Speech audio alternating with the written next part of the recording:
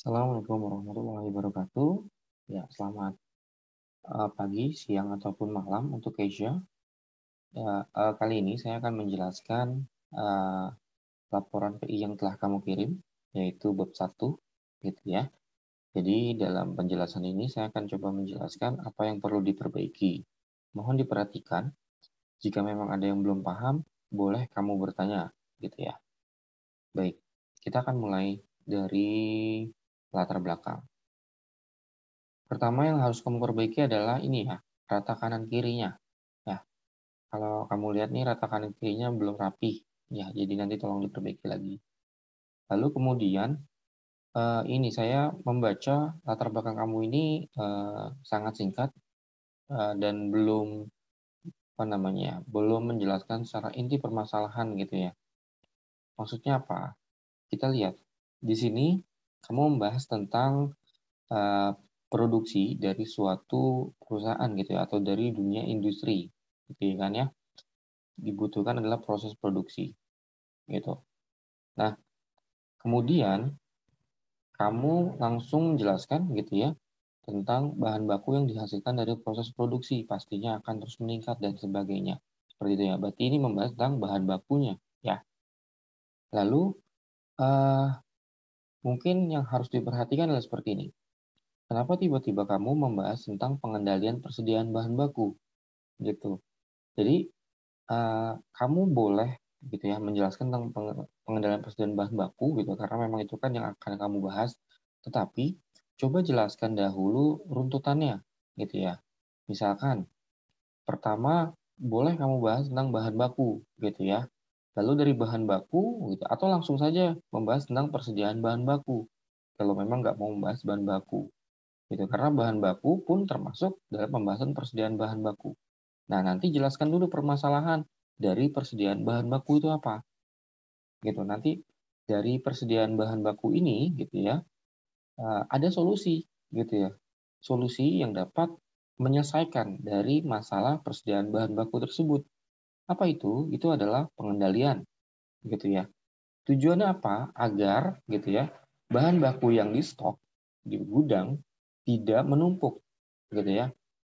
Lalu juga agar persediaan bahan baku di gudang tidak kurang. Kan gitu intinya ya. Jadi gimana biar bisa seimbang.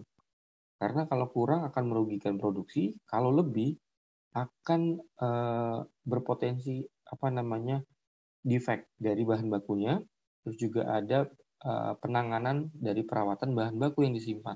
Gitu. Karena bahan yang disimpan itu kan membutuhkan perawatan. Nah, perawatan itu membutuhkan biaya. Gitu. Biaya yang dikeluarkan itu tidak sedikit gitu ya, cukup banyak. Apalagi ini UKM.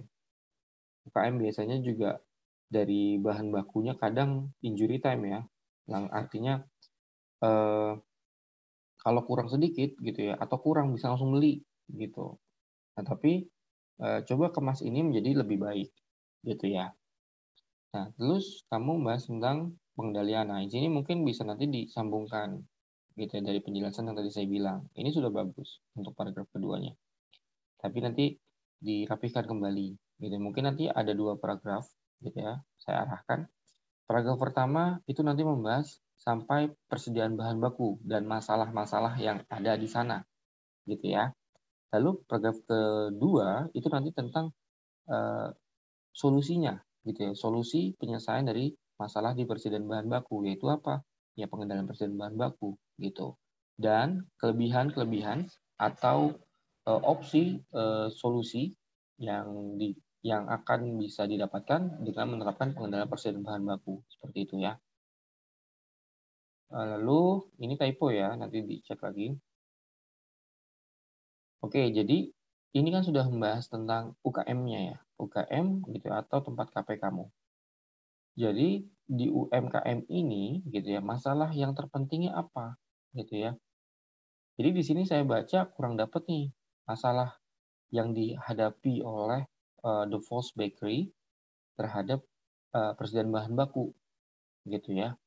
Kalau saya baca nih, sehingga permasalahan gitu ya pada UKM False Bakery yaitu tidak menentu banyaknya jumlah permintaan roti manis setiap harinya.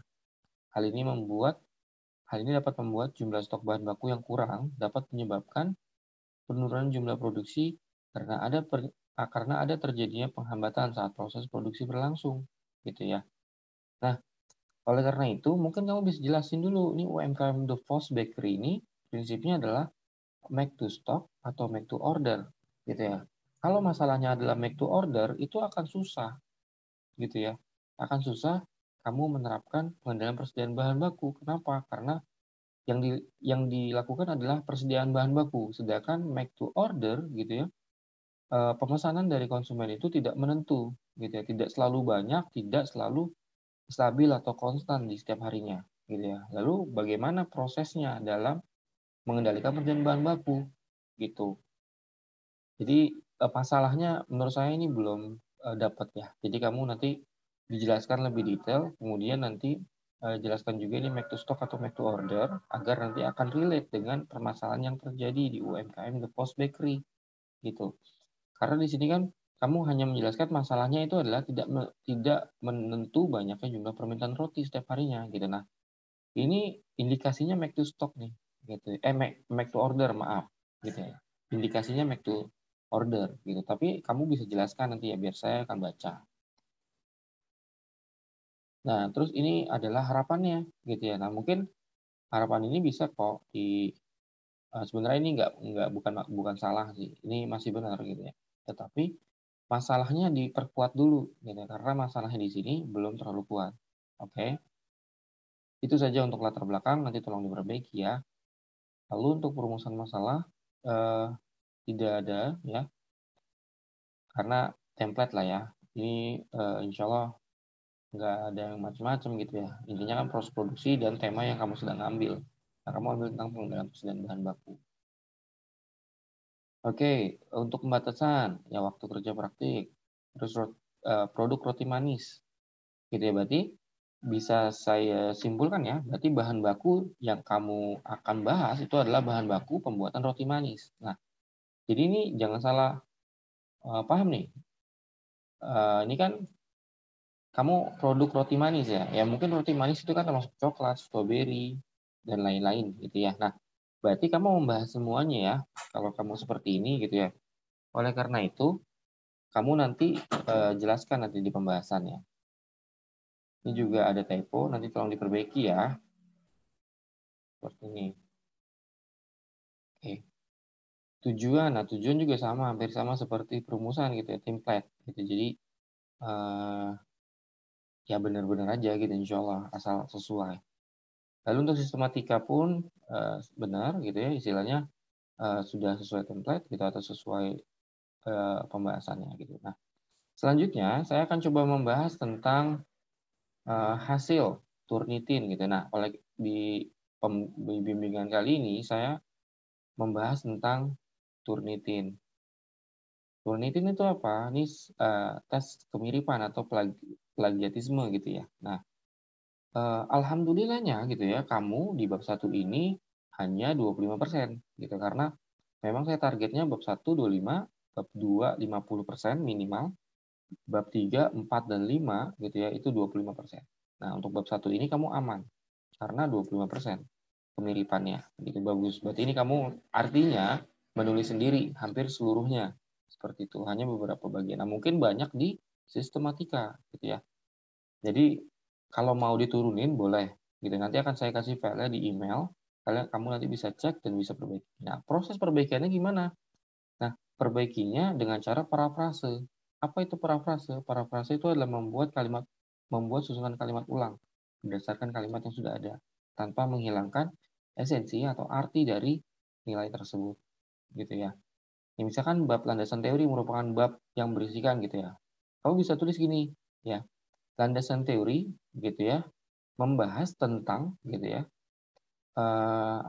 teori-teori gitu ya, dan lain-lain. Jadi itu kan berbeda, tapi intinya kan sama. Gitu ya. Itu kamu parafrasekan saja. Seperti itu ya. Baik Kesha, itu saja. Semoga dapat dipahami gitu ya. Saya sudahi. Assalamualaikum warahmatullahi wabarakatuh.